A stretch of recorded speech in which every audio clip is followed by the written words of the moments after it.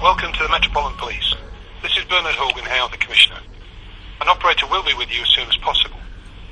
If your call is an emergency, please hang up and redial 999. Please note your call may be recorded.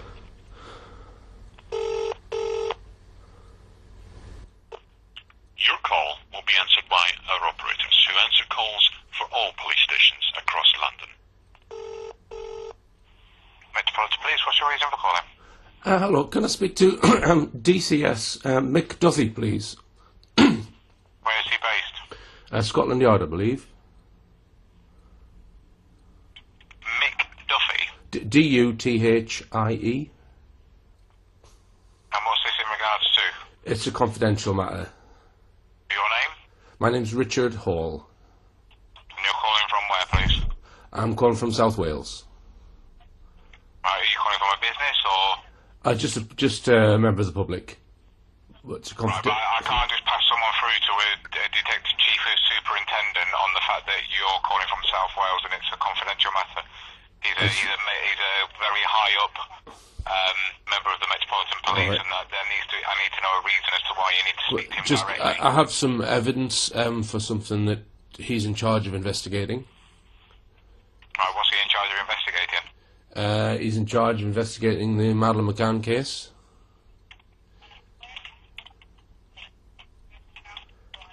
Just bear with me, I'll see if I can get through to him. Thank you. Good afternoon, can I help you? Hello, is that Detective Chief Superintendent McDuffie? No, it's not, I'm afraid. I'm his staff officer. He's out of the office. He's away from London at the moment. All right, okay. It's just in connection with the Madelaine McCann case. He was quoted as saying that there's the possibility that they will find Madelaine McCann alive. I just wanted to inform him that I've done quite a lot of investigating and research myself into this case. And are you or he aware of the cadaver dog evidence, the two dogs that searched the McCann's apartment and detected the past presence of a human corpse behind the sofa in the McCann's apartment and in the McCann's bedroom and on Kate McCann's clothes? Is he aware of that evidence? The cadaverine odour was detected in the McCann's apartment, suggesting that a corpse had been there? I couldn't possibly comment, sir. Okay. Could you take a note of my website where a lot of this is actually in video form? I've actually made 11 hours of documentary about the case. It's madelinefilms.net. And can you spell that for me, please? M-A-D Yep. E-L E-I-N-E Yep. then films, all one word, .net. Okay. So are you aware that the cadaver dogs searched the McCann's apartment and detected cadaver odour? I've got nothing to do with the inquiry whatsoever, sir. Right, okay. It's not for me to comment. All right, well, if you could pass that on to him, I'd be very grateful. Can I take your contact details? Say again?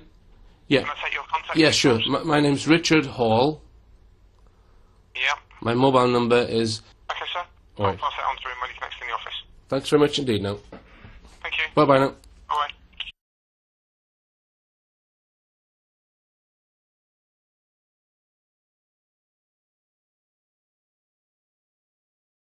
Good morning, everybody. I just flew in yesterday, so if I sound a little spaced out at times, I do apologise. To a certain extent, I have some of the media on our side already, but we still have to be creative. We still have to be intelligent about what we put out there and when we put out there.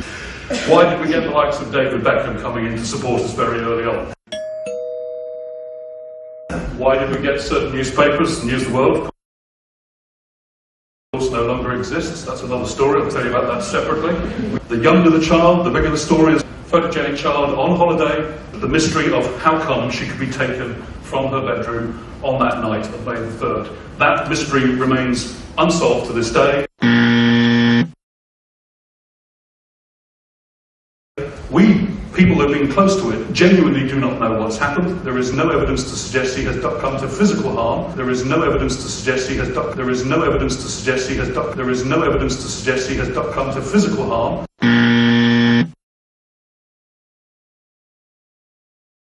that they somehow were allegedly involved. They are not. I state that categorically from the outset. They've been examined by at least 4 different law enforcement agencies. There was no question of them involved beyond the fact that they took a decision to dine some distance from the apartment on the night with their friends constantly checking. They might, I should add, they could have had, if they'd been able to have, a professional nanny service, which wasn't available at the time. It wouldn't have checked as frequently as they were checking with their friends. As Miranda said, I went out originally as a civil servant for the Cabinet Office, so I was there as a neutral to help them with, as part of the consular package of consular assistance that is given. If you lose your passport abroad, you can go to your consul, your embassy, and you can get assistance. We had Portuguese pride and cultural differences. Why do these crazy Brits want to put their children to bed at 7:30 at night? They should be out with us at the table having wine till midnight. That's just how it is. And of course we had the forum debate, the multiplier effect of the wonderful joys of the blogosphere. We all blog. I'm sure I'm looking at many, many bloggers here today. Absolutely fine. Blogging is, in fact, a fantastic innovation, but in the wrong hands, with people who have a set of preconceived notions and prejudices, it can be just as destructive as sitting in a mainstream newspaper. So we had to deal with that and the constant monitoring of that. There are still 2 or 3 anti-McCann forums in existence to this day. Who still rail against the situation. They are all wrong, I might add. But essentially I had to sit down with Kate and Jerry at different times and say, right, we've got to define our central theme here, we've got to define our core messages, our key messages. You need to stick to them in the interviews that we're doing, I will stick to them in the public communications that I'm performing. And essentially the focus was always trying to bring it back to finding Madeleine. John Corner, a godparent at Madeleine's in Liverpool, he was already pumping out high-definition video material of Madeleine from previous birthday parties and family events, even before the Portuguese authorities had confirmed that she was missing. There was so much material on Madeleine coming into the BBC central newsroom, into the hub that brings in all the social media, the user-generated content, as they like to call it, the BBC actually had to tell the family to stop sending us this stuff. Who is this girl? We don't even know her. And it was only later that morning that finally, grudgingly, confirmation came out from Portugal that yes, police were looking at this and that the British child had gone missing.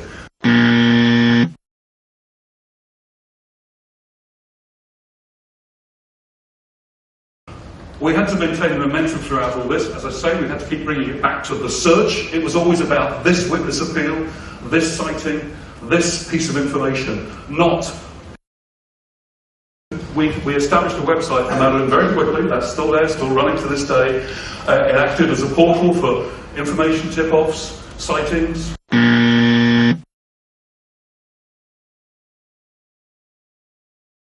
And journalists who were coming to it cold would have just done a quick Google search, read whatever it was in either indigenous media or international, and that was the truth in their eyes. It just isn't the case. So we had to keep constantly putting things in context and explaining it. Evening Standard in London, police named McCann as top suspects. What's a top suspect? A middle suspect? A bottom suspect? Again, it's hype, it's hyperbole, and all it was that they were given this arguido status, which in reality meant that they, if they wanted to, could have a lawyer present with the interviews that were being done. Kate, at one point, was advised, having done 4 interviews where all the questions were answered, she was advised finally the 5th time with this status not to answer anymore because you've answered it several times already and you don't need to incriminate yourself, because it was clear that certain officers were beginning to go down that route without any evidence.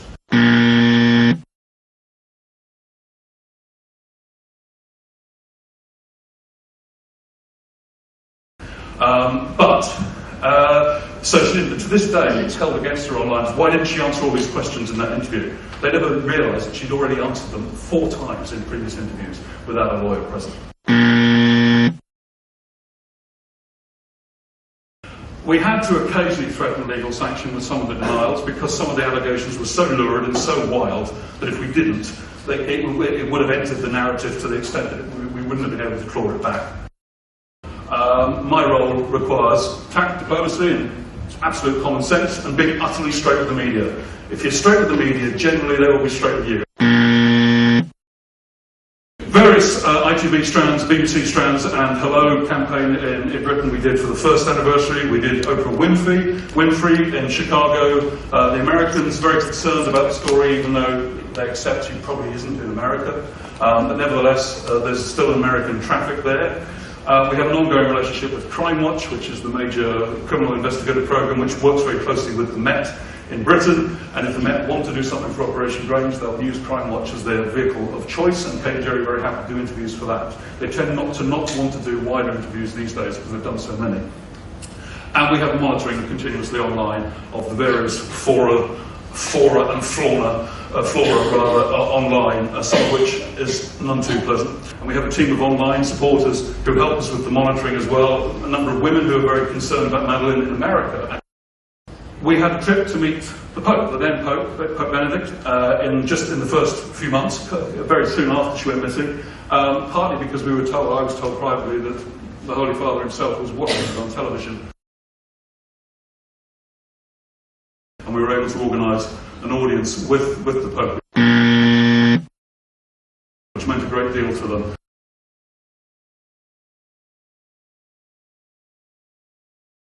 We have legal action continuing against a particular former Portuguese police officer, Mr. I.R.A, who wrote a very unpleasant book.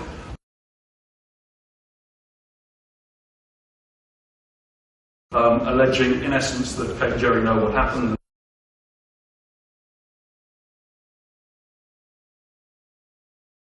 They've covered up the truth since then. It's just not true. It's fundamentally untrue. And therefore, ergo, defamatory. Going through the Portuguese courts at the moment is a very slow process, but that is still ongoing. And again, there is a certain amount of attendant media around that needs to be controlled and managed.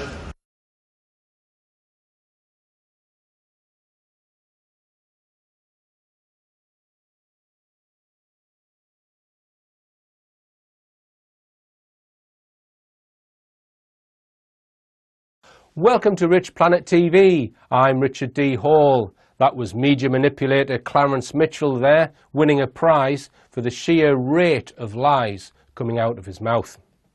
Now, I often get asked if I'm going to put out more Madelaine McCann material, and today I am going to do just that.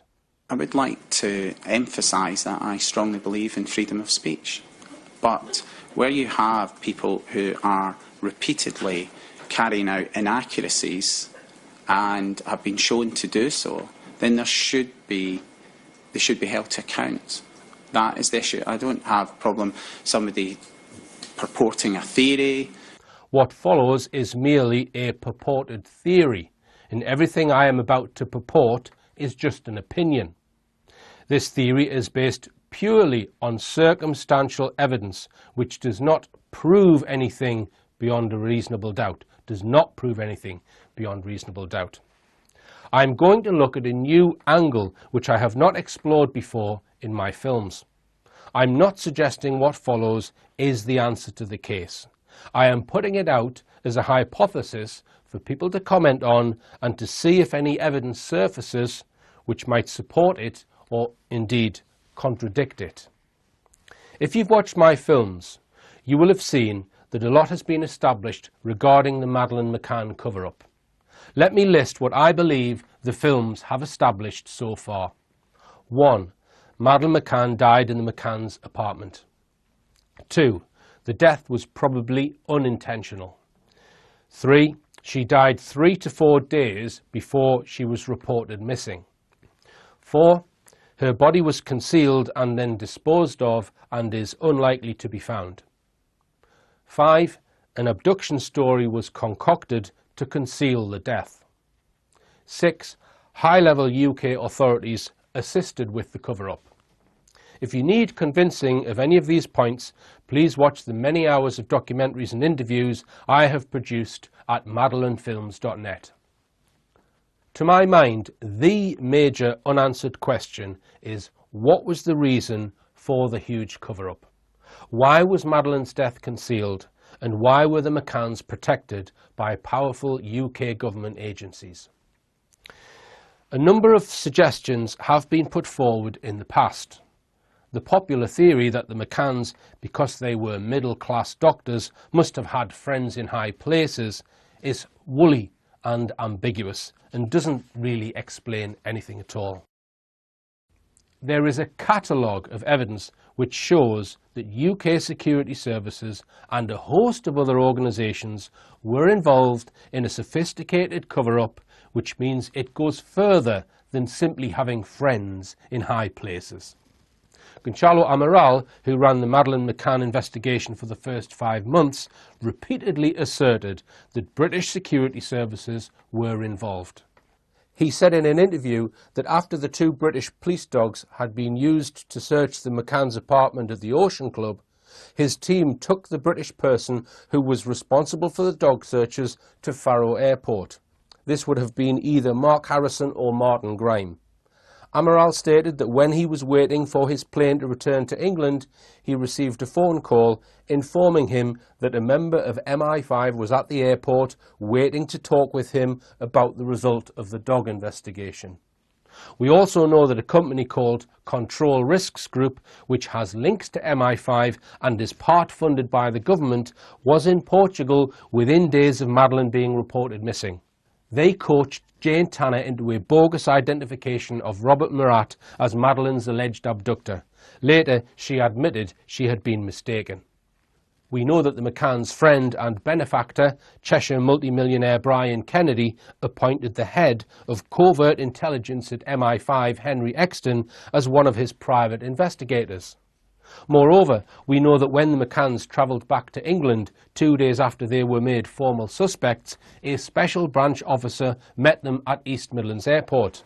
Because UK security services were heavily involved, there must have been an important reason for this. That reason would most likely have had something to do with national security. Popular theories for a high-level cover-up include 1. To protect a British-led paedophile ring or a high-up person within such a ring which may have been operating in Portugal. 2. To protect a pharmaceutical company that was involved in allowing Madeleine to use an experimental drug that contributed to her death. Or 3. To maintain secrecy of a clandestine medical project Madeleine was being used for, possibly involving genetics. As my films have shown, there are numerous references to paedophilia within the McCann's own story. Gerry McCann was quick to suggest a paedophile might have abducted Madeleine. There are statements made by doctor friends of the McCanns who state that on a previous holiday, Gerry's friend David Payne asked Gerry if Madeleine would do this.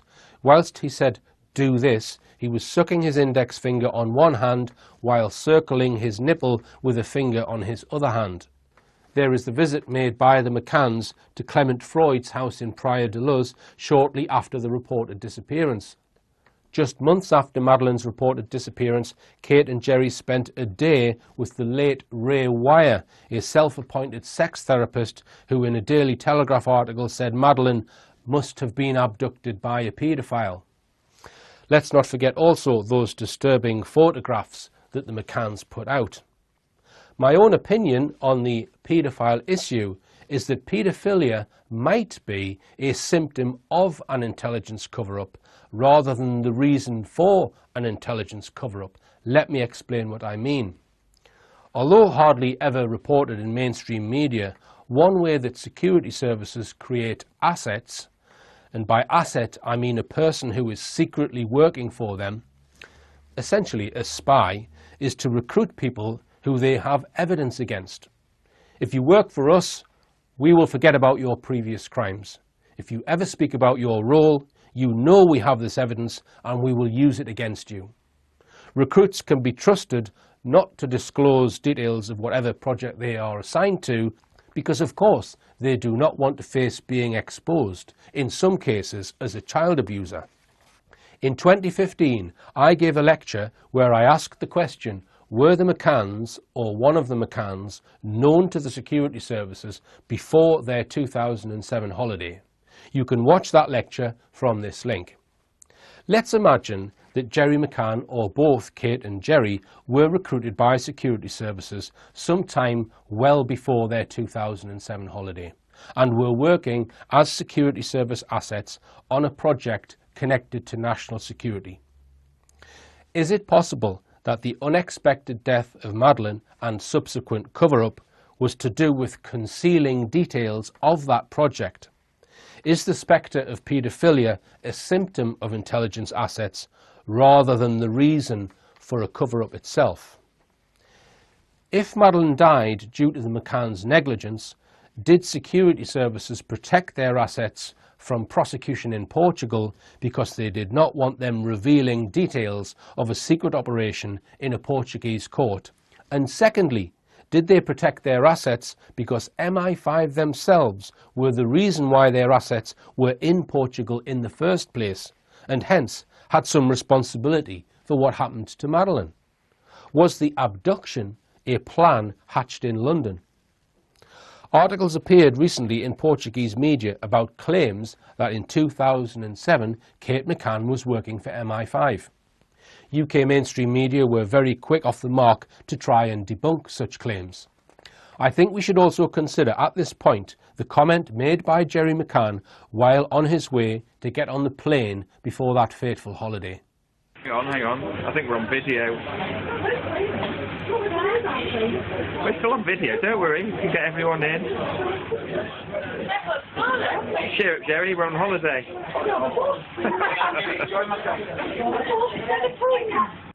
Fuck off, I'm not here to enjoy myself. To me, this is an indication that the holiday involved work rather than enjoyment. If it did involve work, was the holiday itself a cover for the work, which was secret? I am going to digress from the Madeleine case now to explain about other things that were happening in the Algarve not far from Praia de Luz before, during and after the McCann's 2007 trip to Portugal. Please bear with me while I explain all of this. It will become clear shortly. The Northern Ireland conflict between the UK and Irish Republicans in 2007 was and still is a major issue of national security for the British government. A peace agreement called the Good Friday Agreement was made back in 1998, and since then violence has greatly reduced. Despite the Good Friday Agreement, since 1998, MI5's covert operations have continued. Some of these operations have involved trying to prevent weapons reaching the real I.R.A. in Ireland. This Daily Telegraph article from June 2010 states, "Real I.R.A. commander caught in MI5 arms dealing sting." A real I.R.A. commander has been convicted of attempting to smuggle weapons and explosives into Northern Ireland after being snared by a daring MI5 sting operation. Paul McCafferty, 43, was caught trying to buy an arsenal of weapons from an undercover agent posing as a Middle Eastern arms dealer. The security service agent known as Ali spent 2 years meeting McCafferty and bugging 90 hours of conversations, which became the cornerstone of the prosecution's case at Belfast Crown Court. McCafferty of Lurgan, County Armagh, was convicted by Mr Justice Hart, presiding over the non-jury trial, who said the case against the Republican dissident was extremely compelling. The judge described the MI5 operation as an elaborate and successful one in which Agent Ali had skillfully and convincingly played the role of an arms dealer. It was the first time in 20 years that MI5 agents had given evidence in a court in Belfast. The judge said McCafferty was one of a group of terrorists determined to buy arms and explosives to carry out attacks on members of the security forces in Northern Ireland. The evidence included tapes recorded between 2004 and 2006 in which McCafferty described himself as deputy commander of the real I.R.A. and asked for equipment including armour-piercing weapons and plastic explosive. The trial had heard that the real I.R.A. was using a restaurant on the Algarve in Portugal as a global hub for weapons shipment to Ireland. McCafferty met the agent in Portugal and in a number of other locations, including Amsterdam and Istanbul. He agreed to pay £87,000 for 100 kilograms of explosives, detonators and cords, 20 AK-47 assault rifles, 20 rocket-propelled grenade launchers, 10 sniper rifles and 20 pistols with silencers. No weapons or explosives ever changed hands. McCafferty bought a small house in the south of France to store the weapons before they were to be moved to Ireland, and the real I.R.A. also had a purpose-built trailer to take the weapons from Portugal to the safe house in France. He is said to have told the agents his organisation had made the bomb used in Omagh, but had given it to others who had screwed it up. He also said that police in Northern Ireland left the back doors of their Land Rovers open during the summer and he would target them by tossing grenades inside. A second defendant, Dermot Declan Gregory, was convicted of buying the restaurant with the intention of selling it off and giving the proceeds to the real I.R.A. Charges against a third man, Desmond Kearns, were thrown out 2 weeks ago after the trial judge ruled the case against him amounted to entrapment by another MI5 agent codenamed Amir. McCafferty and 41-year-old Gregory of Crossmaglen, County Armagh, will be sentenced at a later date. As an aside here, just to be fair, although this is being reported as genuine attempts to stop real I.R.A. arms smuggling, I think I need to highlight that one suspect had charges dropped due to the case amounting to entrapment by MI5. So we can't be sure how real these real I.R.A. men were. Were they all being coaxed into something, or were they 100% terrorists? Perhaps a bit of both, but let's continue. Now, this article in the Portugal News Online from the 15th of November 2012 talks about another weapons trafficking case. Again, according to the article, members of the real I.R.A. were caught planning to smuggle weapons from the Algarve to Ireland. In the article, it speaks about the previous 2009 case that I just discussed and gives more detail. It is not the first time I.R.A. activity has been exposed in the Algarve. In 2009, two men believed to belong to the real I.R.A. were found to be using a restaurant in the small fishing village of Alvor as a main European base. It was at the Panda Grill on the fringe of the village that Paul Anthony McCafferty and Michael Gregory allegedly negotiated the buying and selling of weapons for the real I.R.A. between 2005 and 2006.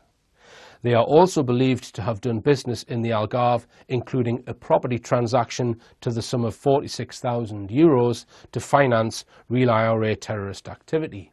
Now, Alvor is located just a few kilometres to the east of Praia de Luz, where the McCanns stayed. If we consider the time frame, according to the articles, the arms smugglers were found out in 2009, but had been planning well before that date and were covertly recorded by MI5 between 2004 and 2006. They weren't charged until 2009, which means in 2007, MI5 still did not have enough evidence to secure an arrest. And that means these suspects were still under observation in 2007. So, we know MI5 were running covert surveillance operations in the Algarve in 2007, not far from where the McCanns stayed. So what, you might think? Let's look at some more Northern Ireland connections to the Madelaine McCann case. One city which was severely affected by the Troubles in Ireland is Derry. Jerry McCann has Irish family from St Johnston village in County Donegal, which is 7 miles southwest of Derry and lies in the Irish Republic, just yards from the Northern Ireland border. You may recall that Madelaine and the McCanns visited St Johnston village shortly before their 2007 holiday, where the famous ice cream photograph was taken.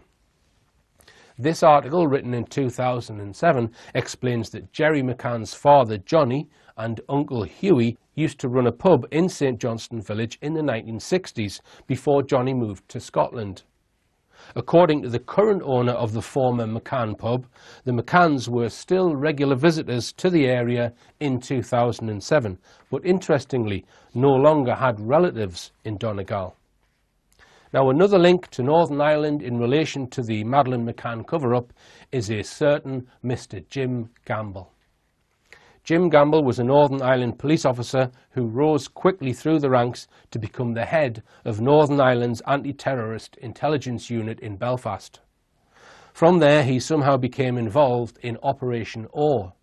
This was a police investigation which started in 1999, intended to prosecute thousands of users of a child pornography website following information received from US law enforcement. If they've got a list of 7,000 British paedophiles, the first people who are going to look at that list are intelligence officers like Jim Campbell, to see which of the 7,000 might make good agents. After Operation I.R.A, he became the chief executive of the Child Exploitation and Online Protection Centre. His role there was to use the internet to search for online paedophiles. Why does someone who was head of Northern Ireland's anti-terror intelligence gathering start searching for paedophiles? Quite simply because people who abuse children can be used to gather intelligence, as I explained earlier. Therefore, while working at CEOP, I suspect Campbell was probably still involved in anti-terror or other intelligence gathering activities. It's also clear that Campbell was involved in the Madelaine McCann cover-up before Madeleine's disappearance was even made public. This is all explained in my series of Madelaine McCann films. Jim Campbell was responsible for creating this website page, which is an appeal to help find Madelaine. Two US Madelaine researchers using the Internet Archive website Wayback Machine to investigate the history of the CEOP website said they had found a record of CEOP setting up a dummy page for Madelaine McCann on their website dated the 30th of April 2007. This is the day after I suspect Madelaine died and 3 days before she was reported missing. If this could be proved, it confirms my theory that Madelaine died on the Sunday, triggering a frantic effort assisted by government agencies to plan a hoax abduction 4 days later. Digital forensic evidence suggests the page was probably created on the 30th of April 2007, 3 days before Madelaine disappeared. This and other evidence suggests to me that Jim Campbell was briefed about Madeleine's death immediately after it occurred, probably on the 29th of April, and acted quickly to assist the cover-up by producing this web page on the 30th of April, which was intended to be made live shortly after the disappearance was publicly declared. So, is the reason Jim Campbell had such a close connection to the McCann case because the case was connected to intelligence gathering? Intelligence gathering on real I.R.A. suspects or patsies who were operating near Praia de Luz in 2007. Is it possible that the hidden reason for the holiday was because Jerry or Kate or both were agents working in some capacity for the intelligence operation which was surveilling real I.R.A. suspects? That seems far-fetched, you might think.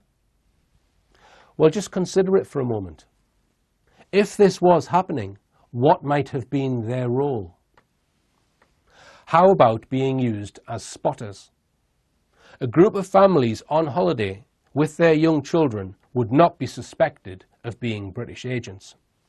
Were the McCanns being used as spotters to identify or record real I.R.A. suspects? Suspects who we know were, according to the articles, at large in 2007 in the village just up the road from where the McCanns were staying. The article I covered earlier said the real I.R.A. suspects were discussing arms deals at the Panda Grill restaurant in 2005 and 2006. What better way to monitor a place like a restaurant than by using a whole family or families as a cover? A family that had been recruited into this work, perhaps using a method like the one I described earlier. Remember Jerry's comment? Fuck off, I'm not here to enjoy myself. If this is what was going on, it could also explain the 3-day delay between Madeleine's death and the reporting to the local police of her disappearance. Perhaps there were things MI5 needed to do to secure their covert operation before allowing the Portuguese police to start a huge search for a supposedly missing child, a search which might have spooked their real I.R.A. suspects. It could also explain this. We want to ask the public who have been out in the resort to provide us with photographs. We are asking anyone who's been in the Ocean Club Resort in the 2 weeks leading up to the disappearance of little Madeleine to provide us with their photographs. We don't want photographs of scenery.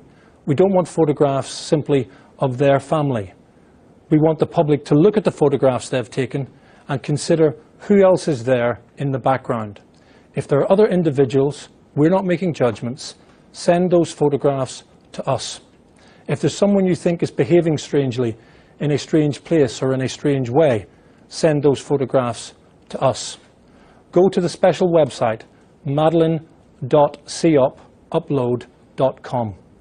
We will be able to access those images where they'll be used by our team here on a system called Childbase. We're able to process 1,000 images per hour, and the information that comes from that will help us assist the police in Portugal in the search that they're carrying out. If you're at home, if you have old-fashioned media, if you have an old-fashioned camera, if you've had a disposable camera whilst you've been on holiday, don't worry about that. We're being supported by a lot of people in the retail industry. Jessops have put special information online that you'll be able to access. It will tell you how to upload your images.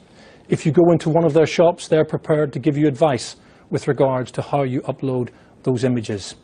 If you go into the shop with traditional film, they will transfer that onto a DVD disc for you for free so that you can provide us with that information. Why did they want photographs up to 2 weeks before Madeleine was reported missing?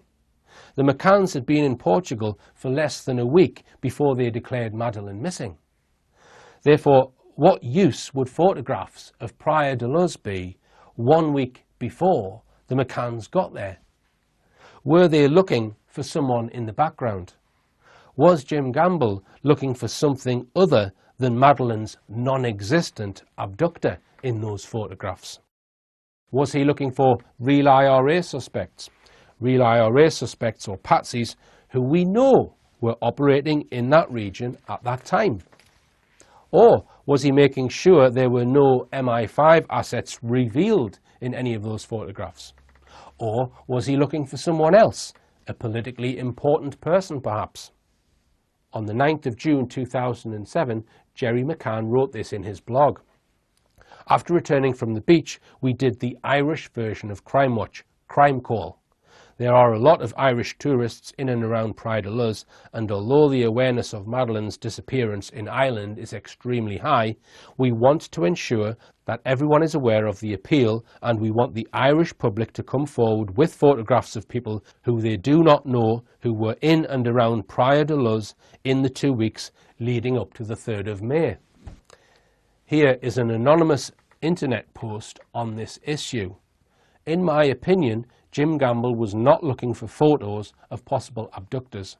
He was looking for photos that could have identified MI5 operatives. There is a trial scheduled to take place this month, April 2010, in regard to real I.R.A. activities in the Algarve. It may not have to do with that case.